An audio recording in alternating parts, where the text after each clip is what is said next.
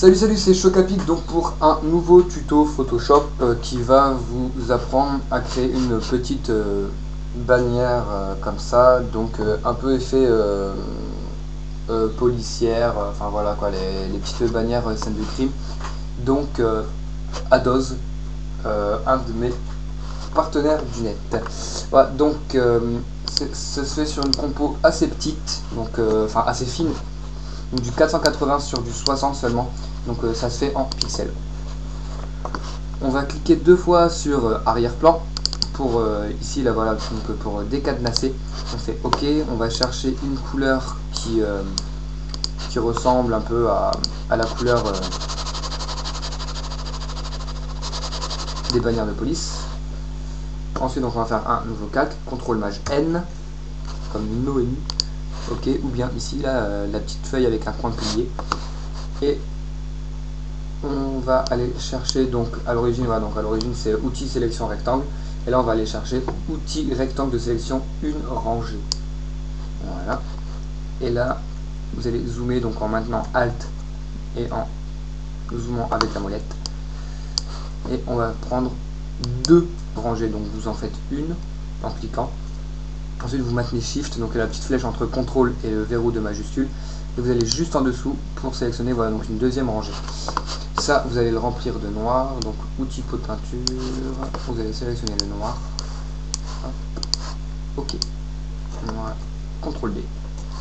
Vous allez ensuite donc zoomer un petit peu plus et aller chercher la règle. Donc si vous avez déjà la règle, excusez-moi, donc si vous avez déjà la règle, il vous suffit juste d'aller chercher un guide, ou sinon vous faites CTRL R, vous cliquez droit et vous la réglez en pourcent.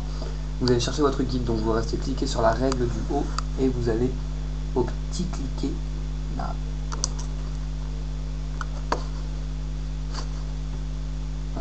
Et donc je disais, vous allez au petit cliquer, si je vais la prendre, voilà, et vous allez le mettre au petit cran juste après le 0, vous allez en mettre un autre au petit cran juste avant 100, parce que c'est 100% en fait, hein, donc ça fait 1% de l'image.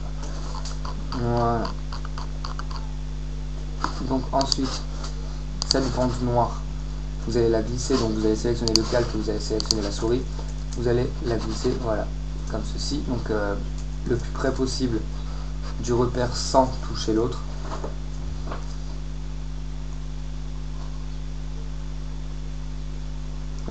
Non, là j'ai dit une connerie. J'ai dit une grosse connerie.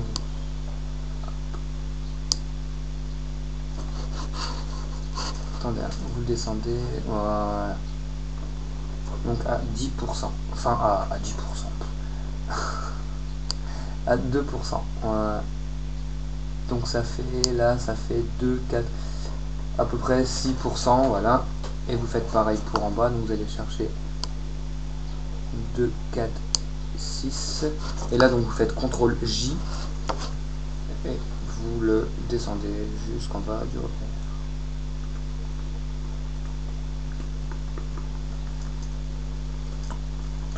Voilà, donc là les bandes sont faites. Voilà. Donc en fait voilà, donc ça c'est la base sur quoi on va travailler en fait. Là vous fusionnez le tout, donc vous cliquez sur le calque d'en haut, vous maintenez Shift, vous cliquez sur le calque d'en bas, vous faites clic droit, fusionnez le calque. Ensuite donc les petits guides, vous restez cliqué dessus et vous les remontez. Oula. Voilà. Maintenant donc on va s'attaquer à l'outil de texte, donc on va aller chercher l'outil de texte qui est ici. Moi personnellement pour mon texte j'écris en 40 et j'écris I en noir graphics. Voilà.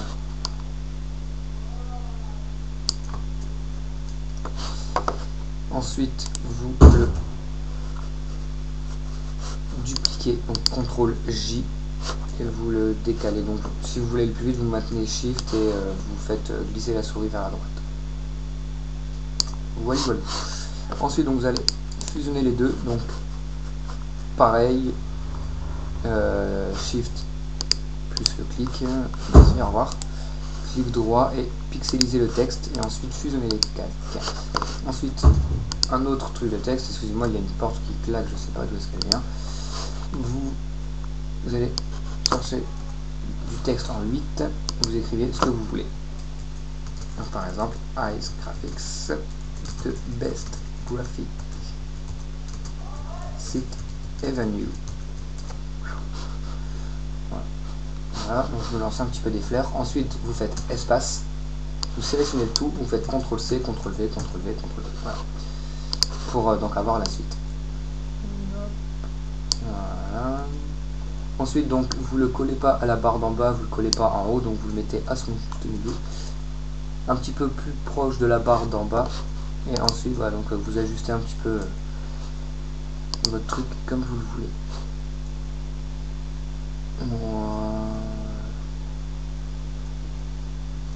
Par exemple.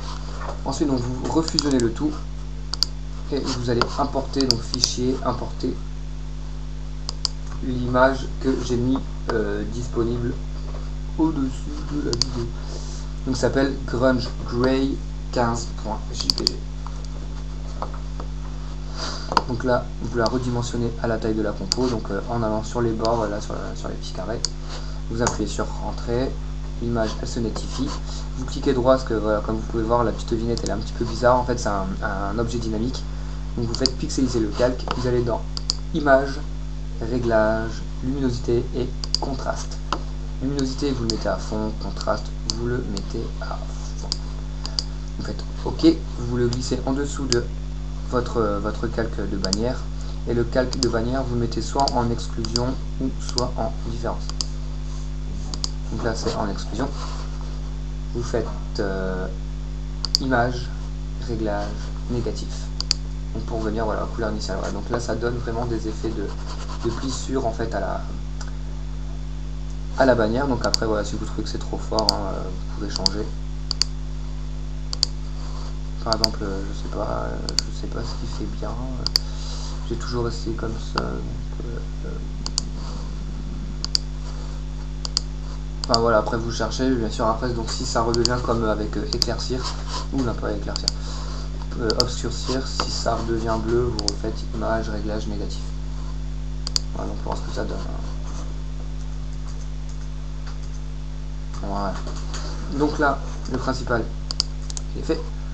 Les calques, et ensuite voilà, donc là, tout ce qui va être, en fait, ce sera du superflu, donc pour donner un effet un petit peu plus sympa à la bannière. Donc par exemple, moi je vous ai pas expliqué, CTRL T, hop, vous faites tourner légèrement, hop, voilà, vous le relevez, on va faire tourner un petit peu moins, mais hop, voilà, et vous mettez le fond noir, donc CTRL Maj N pour un nouveau calque, vous le glissez en dessous et vous le remplissez de noir.